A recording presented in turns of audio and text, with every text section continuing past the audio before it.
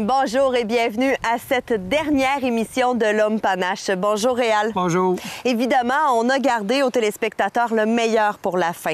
Mais avant d'y venir, on va leur montrer des scènes d'approche. Et Réal, dis-moi, comment tu fais toi pour évaluer la grosseur du panache?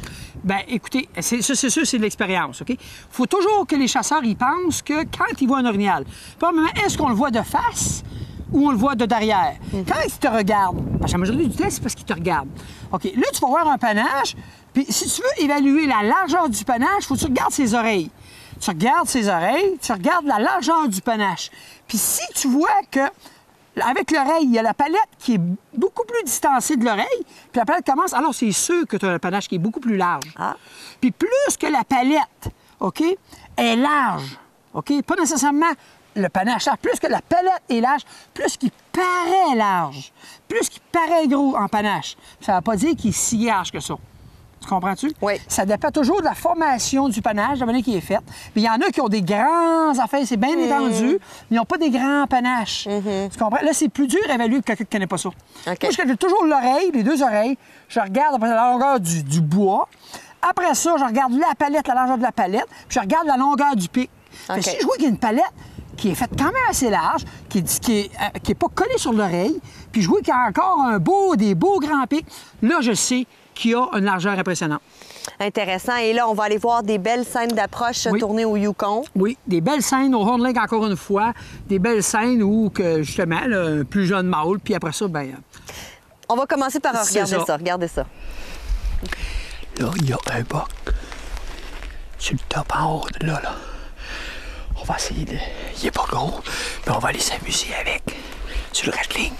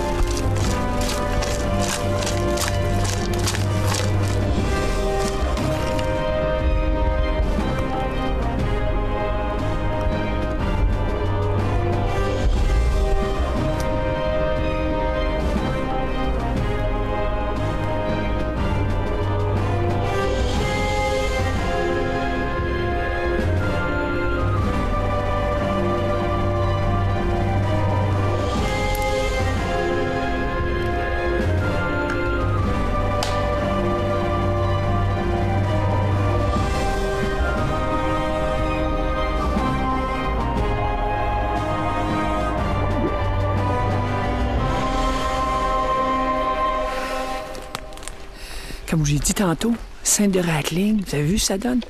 Ça nous a pris à peu près quoi? Une vingtaine de minutes peut-être se rendre ici, là. On a pris notre temps.